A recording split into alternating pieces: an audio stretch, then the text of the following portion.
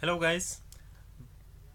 मेरा नाम अनवर है और आज एक्सेल का एक फंक्शन हम डिस्कस करेंगे और उस फंक्शन का नाम है इफ़ एरर। मैं इधर लिख लेता हूँ if error. Okay. If error कैसा काम करता है? इफ़ एरर जब कभी भी हम एक्सेल में कोई फार्मूला यूज़ करते हैं और अगर उस फार्मूले में किसी वजह से एरर हो, फार्मूले में एरर मींस वो फार्मूला ठीक हो, आपने अप्लाई ठीक किया हो, लेकिन आप जिस डेटा पर अप्लाई कर रहे हैं उस डेटा में कुछ गड़बड़ है और वो आपको एरर देता है, तो वो एरर ये जो है ना, इसको वो किसी चीज़ में कन्वर्ट करते हैं। अभी एग्जाम्पल के में आपको समझ आ जाएगा कि इफ एरर कैसा काम करता है। मेरे साथ एक टेबल है और इसमें है कॉलम बी, या sorry column A, column B, और इधर जो है ना कॉलम ए को कॉलम डी पर डिवाइड करना है अभी किया नहीं है। मैं कर लेता हूँ इधर। ये एक सैम्पल फार्मूला है।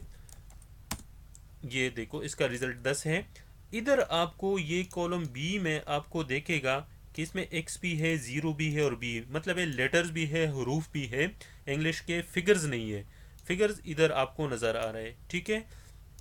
इस फार्मूले को मैं नीचे तक ड्रैग कर लेता हूँ। तो ये जैसे ही ड्रैग किया आप देख रहे हैं अभी 530 को हम x पर डिवाइड नहीं कर सकते और 900 को 0 पर डिवाइड नहीं कर सकते, तो इसलिए हमारे साथ ये एरर। इसी तरह 460 को b पर नहीं कर सकते, तो इसको अगर हम सम करेंगे तो ये हमें देखो एरर दे रहा है क्योंकि इसमें एरर है, ठीक है। तो इस एरर को हम कैसे, मतलब है इसकी जगह हम ज़ीरो डाल सकते हैं, इसको खाली भी मतलब है ब्लैंक भी छोड़ सकते हैं और इसकी जगह एक स्पेशल नोट भी लिख सकते हैं। नोट मीन्स एक वर्ड भी लिख सकते हैं। कैसे? इस कॉलम में ये जो ये वाला कॉलम है इसमें मैं यही मतलब है कॉलम ए को बी पर डिवाइड करूंगा, लेकिन इफ़ एरर फंक्शन के साथ यूज़ करूंगा। इफ़ एरर फंक्शन को आप दूसरे फंक्शन के साथ यूज़ कर सकते हैं। सबसे पहले इज इक्वल टू का साइन डाल लेते हैं। आपको पता है ये ज़रूरी है हर फंक्शन से पहले। अभी आपने लिखना है इफ़ एरर, ठीक है। ये देखो फंक्शन आपके साथ आ गया है, ठीक है। टैब बटन दबाओगे तो पैरेंथेसिस खुद ओपन हो जाएंगे, अगर नहीं तो आप पैरेंथेसिस को ओपन कर सकते हैं। मतलब एक शिफ्ट और मेरे लैपटॉप में 9 है तो शिफ्ट 9 को दबाओगे तो ये पैरेंथेसिस ओपन हो जाएगा, ठीक है। ये आपको कीबोर्ड पर लिखा होता है। अच्छा, अभी आपने वही जो आप फंक्शन इधर इसमें यूज़ किया है, मतलब है ये डिवाइड बाय ये, वही आपने करना है, दिस डिवाइड बाय दिस, ठीक है।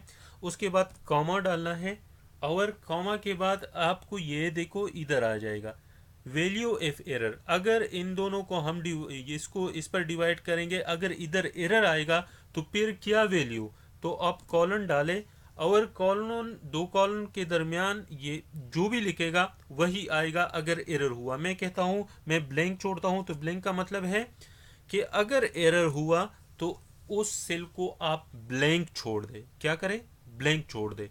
मैं कर लेता हूँ, चूंकि इसमें एरर नहीं है, सेम रिजल्ट दिया, ये रिजल्ट चेंज नहीं करेगा।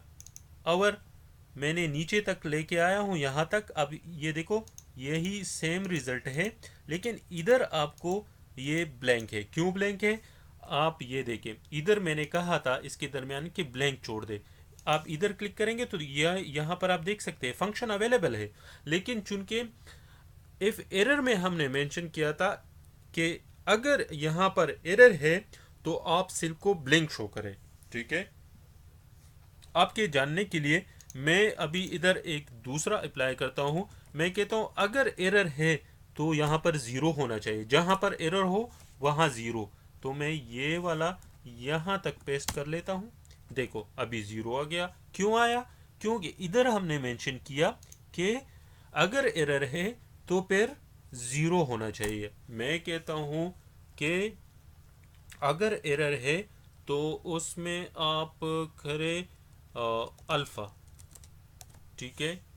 ये लफ्ज़ मैंने लिखा। अगर एरर है, मैं ऊपर भी पेस्ट कर लेता हूँ, ठीक है, ताकि ऐसा ना हो आप कंफ्यूज हो जाए।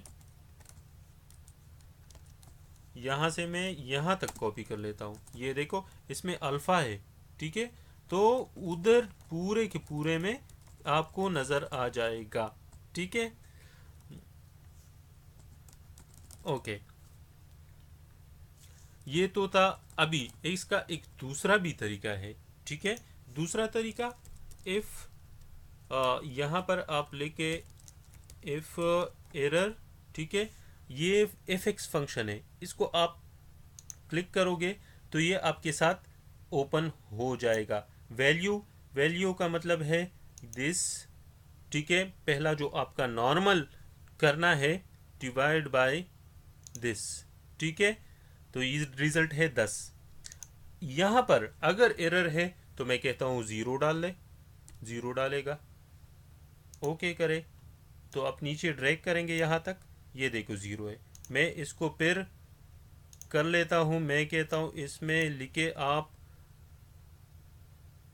ई लिखे तो ई आएगा, अगर एरर हुआ तो ई आएगा, ये देखो। तो ये तरीका है कि इफ़ एरर फंक्शन को हम दूसरे फंक्शन के साथ यूज़ करते हैं। अगर एरर उसमें हो तो वो एरर जो है ना, वो उसकी जगह आप स्पेशल कोई चीज़ लिख सकते हैं, उसको ब्लैंक भी छोड़ सकते हैं। वो आप जो है ना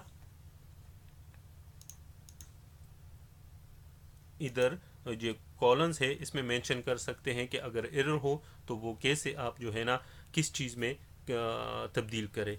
आई होप आप लोगों को समझ आ चुका होगा कि इफ़ एरर फंक्शन को हम कैसे यूज़ करते हैं। अगर आपको ये वीडियो अच्छा लगा तो काइंडली इसको लाइक करें, और मेरे चैनल को अगर सब्सक्राइब नहीं किया तो ज़रूर सब्सक्राइब करें, और इस वीडियो को अपने फ्रेंड्स के साथ भी ज़रूर शेयर करें। Thank you for watching the video. अगले वीडियो में मिलते हैं। Thank you, bye.